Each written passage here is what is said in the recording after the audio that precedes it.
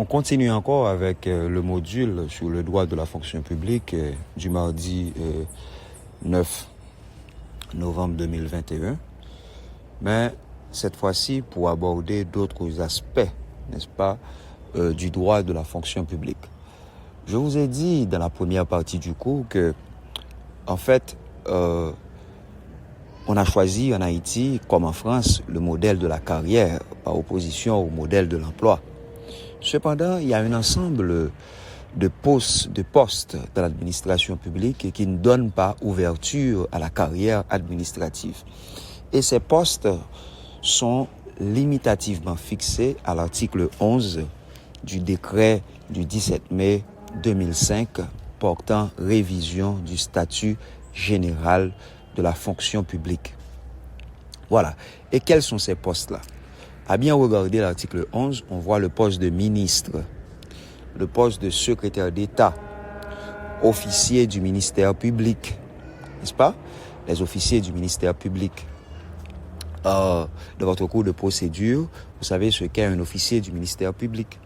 Le délégué, le vice-délégué, ok? Le délégué au niveau du département et le vice-délégué au niveau du chef-lieu d'arrondissement. Il y a aussi le poste d'ambassadeur. Lorsque vous êtes ambassadeur ou représentant permanent d'Haïti auprès des organisations internationales, comme une organisation internationale comme l'ONU, l'Organisation des Nations Unies, ou encore une organisation régionale comme l'OEA, par exemple, l'Organisation des États américains, lorsque vous êtes des représentants permanents d'Haïti auprès de ces organisations-là, que ce soit internationales ou régionales, c'est pas une position qui donne ouverture à la carrière administrative. C'est-à-dire, vous ne pouvez pas dire, OK, et Destin est nommé ambassadeur d'Haïti à Paris, en France, je ne peux pas dire, OK, demain, je vais à tel endroit, tel endroit, tel endroit. Si je perds le poste, je perds le poste. Parce que c'est pas un poste qui donne ouverture à carrière administrative. OK?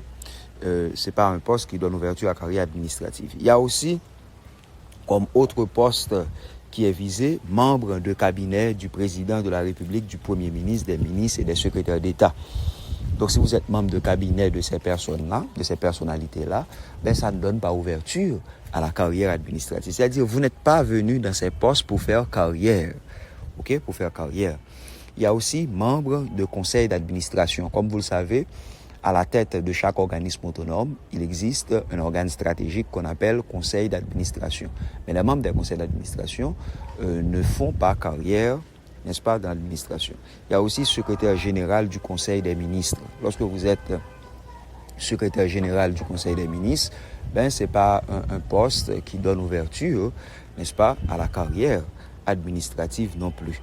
Secrétaire général de la primature, n'est-ce pas? Ce sont des postes qui ont rang, les personnes occupant, les personnalités occupant ce poste ont rang de ministre.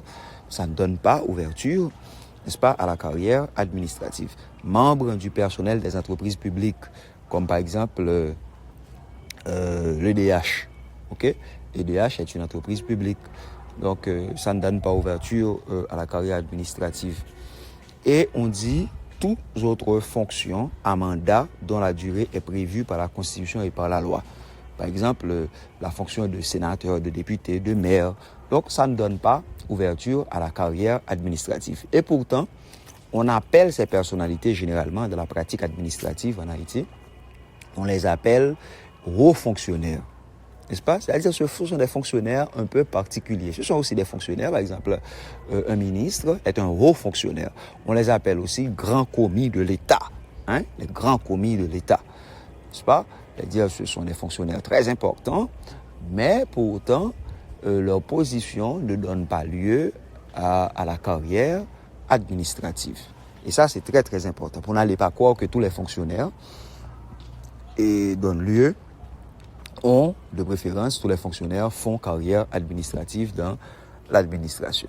Et contraire de hauts fonctionnaires, c'est pas petits fonctionnaires, ce sont des fonctionnaires tout simplement. Mais parmi les fonctionnaires, il y a le petit personnel, il y a de cadres moyens, il y a de hauts cadres, etc.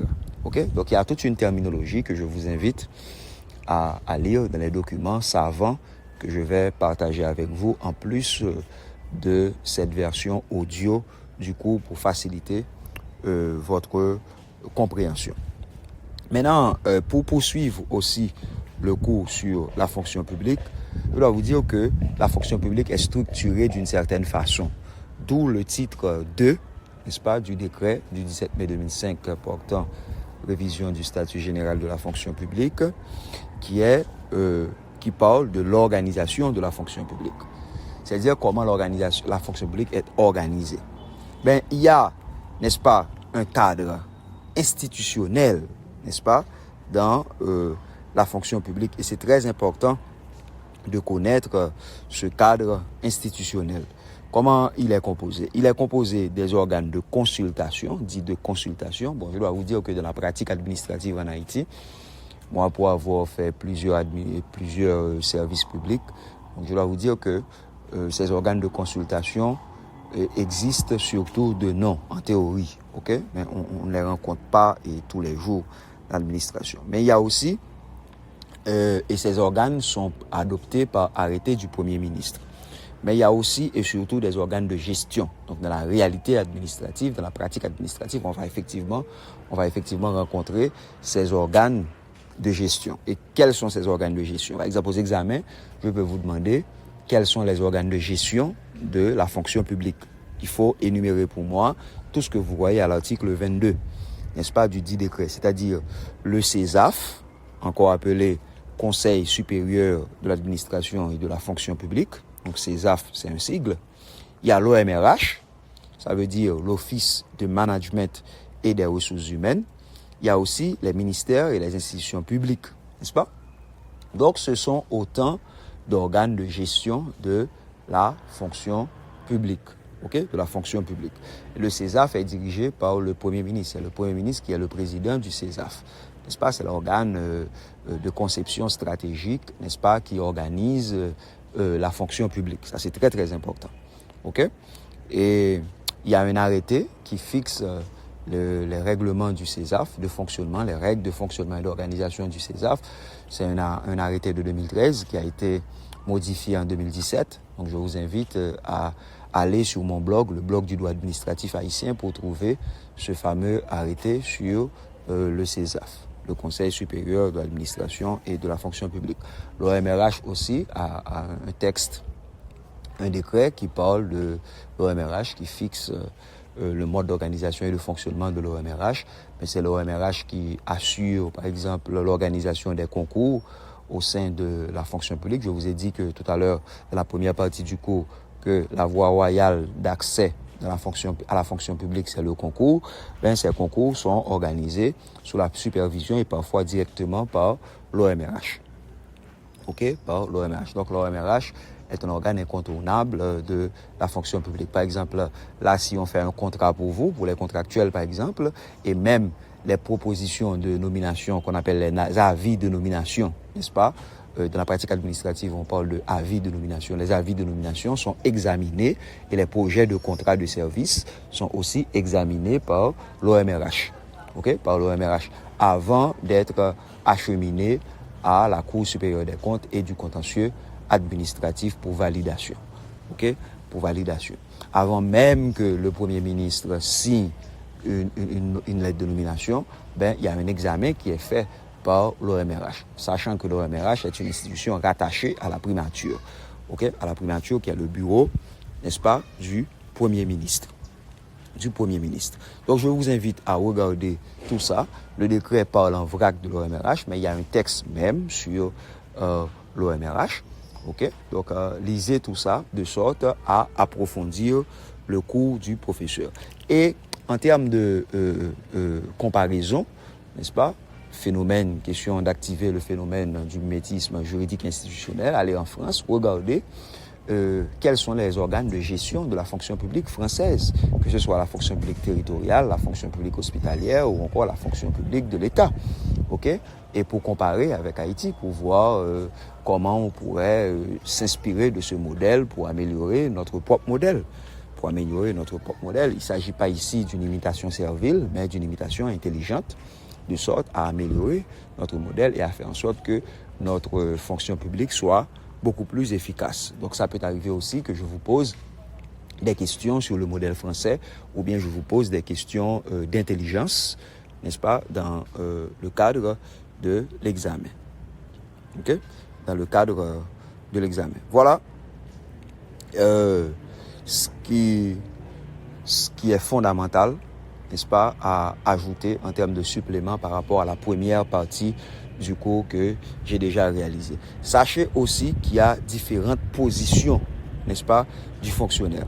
Et les différentes positions sont fixées à l'article 102, n'est-ce pas, du décret. Aux examens, je peux vous demander de lister et de définir, de comparer, n'est-ce pas, les différentes positions du fonctionnaire pendant sa carrière administrative. C'est-à-dire, le fonctionnaire, il fait carrière, mais pendant la période de sa carrière, il peut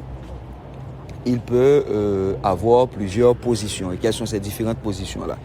La première position, c'est l'activité, qui est la position normale, que j'appelle moi la position normale, et les autres positions dites exceptionnelles. La position normale, c'est l'activité, et les positions exceptionnelles sont le détachement, la disponibilité, hors cadre, et le congé de longue durée, que j'appelle aussi, vous allez le voir, et dans l'autre cours que je ferai la semaine prochaine, sur la typologie des congés du fonctionnaire, le congé de longue maladie. OK? Donc, le détachement. La disponibilité ne doit pas être confondue avec la mise à disposition, par exemple. Il y a mise à disposition et disponibilité. C'est pas la même chose. C'est-à-dire, il faut maîtriser la terminologie. Et pour maîtriser la terminologie, il y a un petit vocabulaire dans le décret de 2005 que j'ai évoqué depuis tout à l'heure. Il faut étudier ce petit vocabulaire pour comprendre ce qu'est un fonctionnaire, ce qu'est un agent public, ce qu'est un contractuel et, par exemple, grade, emploi, échelon, qu'est-ce que tout ça veut dire, OK? Maintenant, de sorte à dompter, n'est-ce pas, ces différents types de positions aussi. C'est pas la peine de donner la définition de chacune de ces positions parce que ces positions-là sont définies aux articles 102 et suivants du décret. Il suffit de lire et d'étudier cette partie, n'est-ce pas, du décret de sorte à pouvoir répondre à mes questions éventuellement s'il m'arriverait de poser des questions sur les différentes positions du fonctionnaire aux examens, soit aux examens d'intra ou encore aux examens finaux. Maintenant, la semaine prochaine, je vais aborder avec vous la typologie des congés du fonctionnaire qui est l'une des parties les plus importantes du droit de la fonction publique. Merci, à la prochaine. J'attends vos questions, si vous en avez.